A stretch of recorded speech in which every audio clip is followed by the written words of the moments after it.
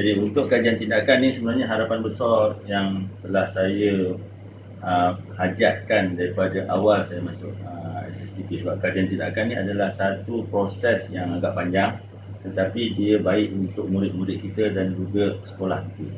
Sebab kajian tindakan ni dia ada banyak cycle.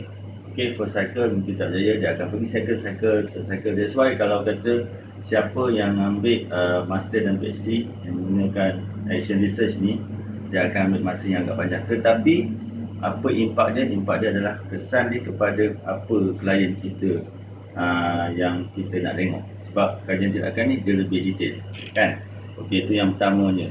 Jadi untuk yang keduanya, dari segi sektor sumber teknologi pendidikan, memang salah satu perkara yang perlu kita bugarkan adalah kajian tindakan dalam kerja buat kita lah.